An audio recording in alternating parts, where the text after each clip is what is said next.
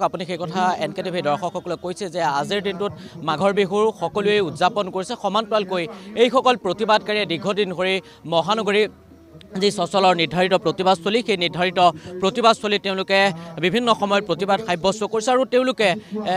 মেজি জ্বলাব তেওঁলোকো অসমীয়া এইসকল হৈছে নিৰ্ভীজাল অসমীয়া আৰু সেই নিৰ্ভীজাল অসমীয়াসকলে কালিৰ দিনটোৰ পৰা তেওঁলোকে প্ৰতিবাদ সাব্যস্ত কৰিছে বাৰে বাৰে তেওঁলোকে প্ৰতিবাদ সাব্যস্ত কৰে কিন্তু তেওঁলোকৰ দাবীসমূহ ক'ৰবাত নহয় ক'ৰবাত যেন ৰজাঘৰে শুনা নাই যাৰ বাবে আজিৰ দিনটোতো তেওঁলোকে মেজি জ্বলাবলৈ আৰম্ভ কৰিব মই তেওঁলোকক অনুৰোধ জনাম আমি তেওঁলোকক মেজি জ্বলোৱা পৰ্ব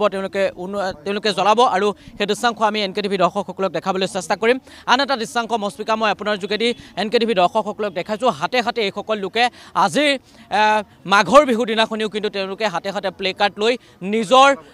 নিজৰ প্ৰাপ্য বিচাৰি তেওঁলোকে প্ৰতিবাদ সাব্যস্ত কৰিবলগীয়া হৈছে কাৰণ তেওঁলোকৰ আপোন ঘৰখন নাই বহুতে কিন্তু আজি তাৰিখত ভাড়া ঘৰত থাকিবলগীয়া হৈছে এইসকল লোকে ইয়াৰ আগৰ যি বিহু সেই আগৰ বিহুত তেওঁলোকে যোৱা বৰ্ষত তেওঁলোকে নিজৰ আপোন ঘৰখনত থাকি মেজি জ্বলাইছিল পৰিয়ালৰ লগত একেলগে এসাঁজ খাইছিল আৰু যাৰ পৰিপ্ৰেক্ষিতত কিন্তু বৰ্তমান সময়ত সচলত কালিৰ দিনটোৰ পৰা এইসকলে প্ৰতিবাদ সাব্যস্ত কৰিছে মই NKTV দৰ্শকসকলক দেখাব বিচাৰিছোঁ তেওঁলোকে এতিয়া বৰ্তমান সময়ত এনেধৰণে মেজি জ্বলাব আৰু তেওঁলোকে মেজিৰ ওচৰতেই তেওঁলোকে আশীৰ্বাদ গ্ৰহণ কৰিব আৰু এই মুহূৰ্তত NKTVৰ দৰ্শকসকলক সেই দৃশ্যাংশ মই দেখাব বিচাৰিছোঁ আমি একগৰাকী অসমীয়া হিচাপে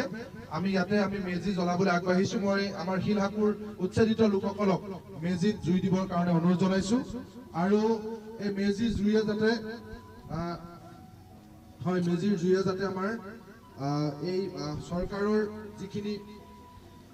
মনোভাৱ যিখিনি ৰাইজৰ বিপৰীতে কাম কৰাৰ কাৰণে যিসকল তেওঁলোকৰ মনৰ যিখিনি ভাৱ আমাৰ থলুৱা মানুহৰ বিৰুদ্ধে কাম কৰা যি মনৰ তেওঁলোকৰ বেয়া ভাৱ সেইখিনি যাতে মেজিৰ জুইত শেষ হয় আৰু শেষ হৈ তেওঁলোকক শক্তি দিয়ে যাতে ৰাইজৰ ভাল কৰিবৰ কাৰণে থলুৱা মানুহৰ কাৰণে চিন্তা কৰিবৰ কাৰণে আজি আমি মেজিৰ জুইৰ ওচৰত সেয়ে আমি বিচাৰিছোঁ তেওঁলোকৰ মনত থকা কলুষিত বেয়া ভাৱখিনি যাতে শেষ হয় এই মুহূৰ্তত আমি NKTVৰ দৰ্শকসকলক দেখাব বিচাৰিছোঁ মেজি তেওঁলোকে জ্বলাইছে আৰু তেওঁলোকৰ যিসমূহ দাবী সেই দাবীসমূহ যাতে চৰকাৰে যাতে শুনে তাৰ বাবেই আজিৰ দিনটোত এনেধৰণে তেওঁলোকে মেজি জ্বলাইছে সেই দৃশ্যাংশ আমি NKTVৰ দৰ্শকসকলক আমি দেখাব বিচাৰিছোঁ আজি আমি ইতিমধ্যে সেই কথা কৈছোঁ যে ৰাজ্যৰ বিভিন্ন প্ৰান্তৰ পৰিৱেশ আমি দেখাইছোঁ সমান্তৰালকৈ গুৱাহাটী মহানগৰী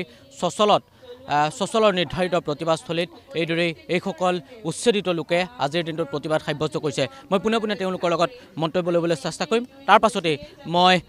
আন কৃষক মুক্তি সংগ্ৰাম সমিতিৰ সাধাৰণ সম্পাদক বিদ্যুৎ শইকীয়া আছে বিদ্যুৎ শইকীয়াৰ লগতো কথা পাতিবলৈ চেষ্টা কৰিম আৰু মই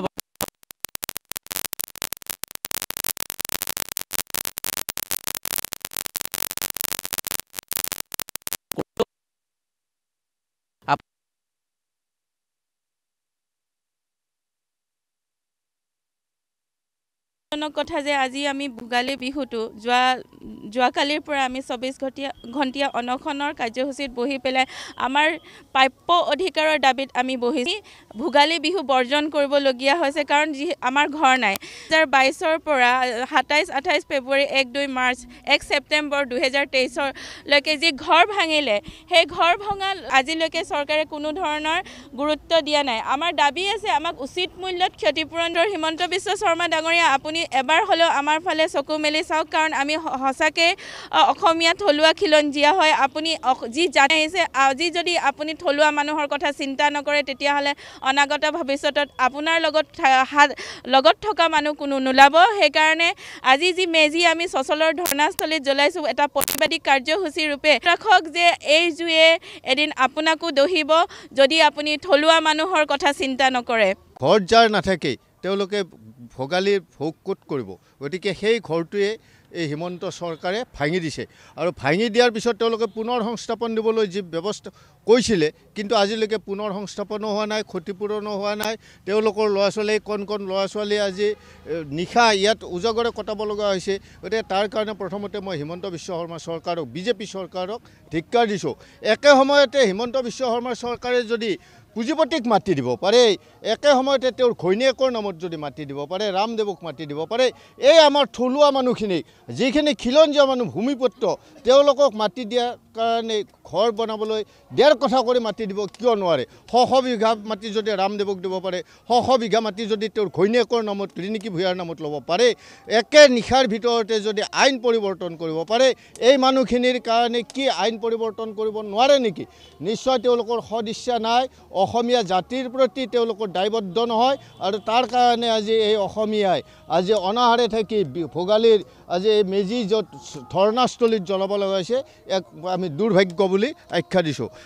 মই চমুকৈ মই বিদ্যুৎ শইকীয়া আছে, মই আপোনাৰ কাষলৈ আহিছোঁ, ভোগালীৰ বিহুৰ শুভেচ্ছা জ্ঞাপন কৰিছোঁ। বাৰে বাৰে আপোনালোকে এইসকল উচ্ছেদিত লোকক লৈ আপোনালোকে প্ৰতিবাদ সাব্যস্ত কৰি আহিছে, কি ক'ব? আজিৰ দিনটোত প্ৰতিবাদ সাব্যস্ত কৰিবলগীয়া হৈছে বিহুৰ দিনা। অসমীয়া হিচাপে আজি দুখ লগা, আচলতে এইসকল প্ৰতিবাদকাৰীয়ে সকলো অসমীয়া মানুহে পৰিয়ালৰ সৈতে আজি মেজিৰ উত্তাপ লৈছে, পৰিয়ালৰ মংগলৰ কাৰণে ভগৱানৰ ওচৰত আশীৰ্বাদ বিচাৰিছে, সমাজৰ পৰা অসূয়া প্ৰীতি দূৰ হ'বৰ কাৰণে প্ৰাৰ্থনা কৰিছে। সেই সময়ত যোৱাকালি পুৱাৰে পৰা একো নোখোৱাকৈ অনশনত থাকি আজি প্ৰতিবাদস্থলীত এগৰাকী অসমীয়া হিচাপে নিজৰ পৰম্পৰা ৰক্ষা কৰি মেজি জ্বলাবলগীয়া হৈছে। এইটো আচলতে আটাইতকৈ দুৰ্ভাগ্যজনক কথা। আমি হিমন্ত বিশ্ব শৰ্মা চৰকাৰক ইয়াৰ পৰা ক'ব বিচাৰিছোঁ, অসমৰ মাটি কেৱল চাচা, মামী আৰু বাবাৰ কাৰণে নহয়। আমি দেখিছোঁ যে চৰকাৰে সিদ্ধান্ত লৈছে অসমৰ মাটি কেৱল চাচাক দিব, বদৰুদ্দিন আজমলক দিব, আমাৰ চকুৰ সন্মুখত দিছে। অসমৰ মাটি কেৱল বাবাক দিব, বাবা ৰামদেৱক দিব, আৰু অসমৰ মাটি কেৱল মামীক দিব, তেওঁৰ পত্নীক দিব নহয়। অসমৰ প্ৰতি চপৰা মাটিৰ ওপৰত অসমীয়া খিলঞ্জীয়া মানুহৰ অধিকাৰ আছে, প্ৰতি ডোখৰ মাটিত অসমীয়া খিলঞ্জীয়া মানুহৰ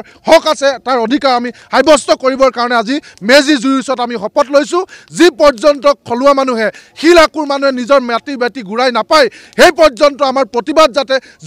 জংকী ৰূপত আগবঢ়াই নিব পাৰোঁ, তাৰ কাৰণে আজি আমি মেজি জুইৰ ওচৰত শপত লৈছোঁ। হিমন্ত বিশ্ব শৰ্মা চৰকাৰ আমি সকীয়াই দিছোঁ। আমাৰ অধিকাৰক লৈ যদি হেতালি খেলে, এদিন এই জুইয়ে, এই মেজি জুইয়ে আপোনালোকৰ চৰকাৰকো পুৰি শেষ কৰিব। গতিকে সময় থাকোঁতেই আমাক আমাৰ অধিকাৰ দিবৰ কাৰণে আগবাঢ়ি আহক। ধন্যবাদ জনাইছোঁ। এই মুহূৰ্তত আমি সেই দৃশ্যাংশ দেখাইছোঁ। এইদৰেই মহানগৰীৰ চচলৰ নিৰ্ধাৰিত প্ৰতিবাদস্থলীত এই সকলোকে সাব্যস্ত কৰিছে প্ৰতিবাদ।